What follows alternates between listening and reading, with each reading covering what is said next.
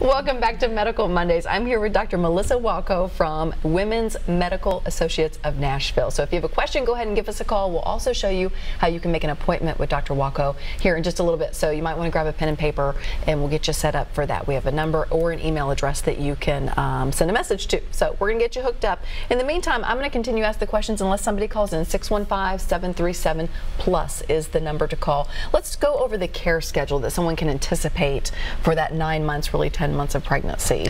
Sure. So usually when I see patients, they're around that 8 to 9 week mark. Okay, so that's the first trimester, and you know, in that stage we usually see them every 4 weeks. Okay, obviously if they have a complication or something that we need to see them sooner, and then after that, you know, initial 4 weeks, we'll do every 4 weeks up until the second trimester. Then we start doing every 3 weeks. As you get further into the third trimester, every 2 weeks. Okay, and then at 36 weeks, it's every week after that, okay, until the end. And usually I tell patients every time I see them after that, could be seeing you on labor and delivery, but if I don't, I'll see you next week in the office. And what do you do in that final stretch when you're in, you know, on the weekly appointments? What are you checking? So every week, you know, we'll do a vaginal exam, check the cervical dilation.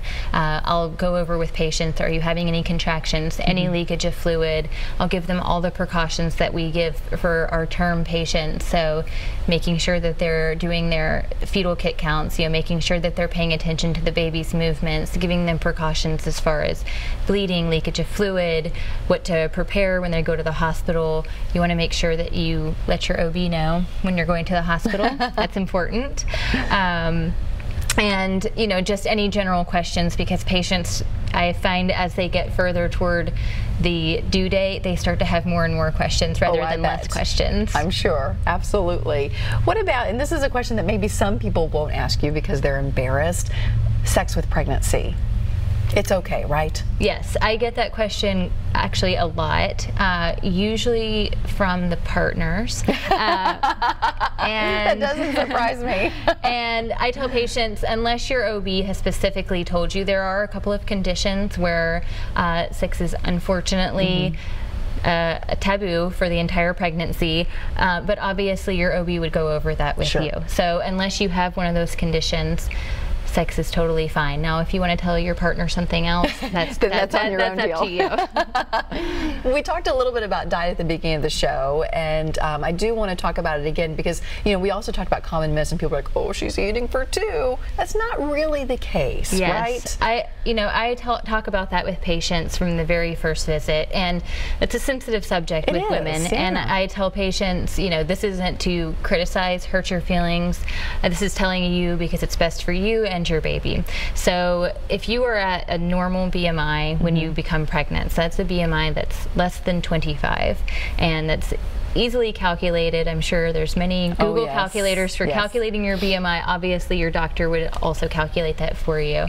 If you're at a normal BMI, 25 to 35 pounds, totally fine. Okay. If you are overweight, there's different levels, you know, varying levels of being overweight. So overweight, obese, your doctor will talk to you about that. But if you're overweight, usually no more than 25 pounds is recommended.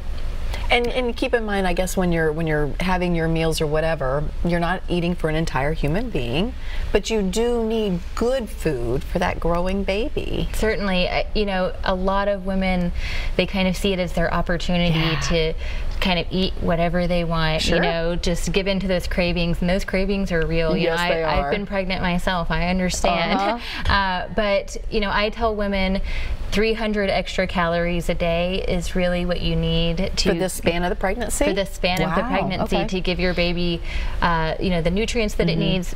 And babies get nutrients no matter what you get. You know, those babies, they get what they need in general. But 300 extra calories, so that's really... not a lot. That's not a lot. That's maybe a half a sandwich and a piece of fruit a day. Yeah, but it is okay every now and then to splurge. I mean, why not, right? You know, as long as it's every now and then. Of course, and that's what I tell patients. I say that's kind of the fun of being pregnant. You know, eating the ice cream. You know, that you normally wouldn't eat, eating the donut, eating those, you know, cravings that you have. Sure. That's part of the fun of it. You just have to do it in moderation. You know, gaining too much weight, again, this is another thing I tell patients. This isn't to be critical, it's not a vanity thing, it's for the health of you and your baby. So gaining too much weight during pregnancy puts you at an increased risk for a variety of complications. It puts you at an increased risk for gestational diabetes. It puts you at an increased risk for hypertensive disorders of pregnancy, so disorders where you have problems with your blood pressure. And that can lead to a variety of problems with the baby itself as well. So, you know, not to be critical, but sure, but to be informed in your best interest. Yeah, absolutely, absolutely. It is very important. My producer was cutting, and I thought she was going to tell me, and she did. Samantha's on the line. Samantha, thank you for calling in tonight. What's your question? Hey, I just had a comment. Okay.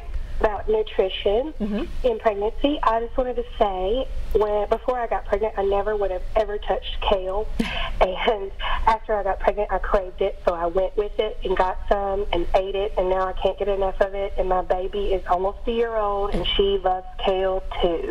Isn't that funny? To encourage all those crazy cravings. Sometimes they might be good for you. Oh, absolutely. You're absolutely. In my first pregnancy, Samantha, thank you for calling in. I craved grapes like nobody's business. I ate so many grapes, and my son loves grapes. It's crazy. I don't know if there's a correlation. No, there definitely is a correlation. Is there? So that's another thing that I tell patients, you know, give into those cravings, but remember, this is your one opportunity to grow this baby. This is your one opportunity that this baby is developing. So pay attention to those nutrients. Try to eat a balanced diet, because in addition, the same thing, the baby likes kale. Well, those babies, you know, there is some research that shows that if you eat certain foods during pregnancy, that the babies will have an inclination toward them later in life. And certainly, you know, kale is a wonderful craving to have. So. No joke. With my second one, I wanted sweet, so I got off the grape kick. Yeah, I liked donuts. So. You know, pregnancy should be full of joy and bliss. Sometimes getting pregnant or staying pregnant is really just a heartbreaking situation. Let's talk about miscarriages a little bit. You know, what do you see? What causes them? What do you tell patients when it comes to trying to get pregnant again? Sure. So, you know, miscarriages are very, very common. So, and that's one of the first things that I tell patients, because they're devastated and they want to know, why did this happen? You know, what was wrong? How could I have stopped it? In general, I tell patients miscarriages are very common. About 20% of pregnancies end in miscarriage, and usually that is due to a genetic defect in the baby. So the baby had a trisomy, an extra chromosome, where the baby would not have survived. Okay, if you had carried the baby to term, baby wouldn't have lived much longer, or the baby might have died later in the pregnancy, you know, in your second or third trimester. So usually a miscarriage is for that reason. Now, if I have a patient that has had multiple miscarriages in a row, then that indicates a further workup. So I would usually recommend those patients to a maternal fetal medicine specialist who specializes in somebody with high-risk pregnancies or with recurrent pregnancy loss. And what are they looking for or looking at that point? So usually they'll look for if the mother and the father of the baby are carrying some of those genes. So if they're both carrying some of those genes that can put them at a predisposition for having a baby that you know, that causes those recurrent miscarriages. The mother can have a variety of different genes that she carries that really have no effect on her whatsoever, but certainly could affect pregnancy. And once somebody has had a miscarriage, how long should they wait before trying again? I usually tell the patients, I mean, it depends, because again, we have patients who are older population, and older, I mean older than 35. Okay, so it's not old. That's not old by any means, but reproductively speaking, for a woman, we call that advanced maternal age. So, but I usually tell patients to wait a few cycles. So wait, you know, at least 2 or 3 periods before they try to conceive again. And is it just to kind of get your body back in its normal working order? Your body, your mind, your mental well-being, everything. Exactly. Makes sense. And then fertility-wise, you were saying earlier, try for at least 6 months, more like 12 before you kind of really set off the alarm bells. Right. Again, like I said, most patients, they're in our office long before that 12 months. Yeah. Okay, so usually around 6 months is when we're seeing those patients, because they get antsy and they get nervous, and that's perfectly fine too. I mean, I'm happy to see my patients, you know, even if they've been trying for a few months, I'm happy to see them and go over, you know, kind of what they're doing, you know, when they're having their intercourse, you know, when they're timing it, etc., and go over any questions. Fantastic. Speaking of questions, if you have a question, would like to make an appointment with Dr. Walko, get your pen and paper ready. We are going to give that to you right when we come back. So do that in the break, and we'll see you right after this.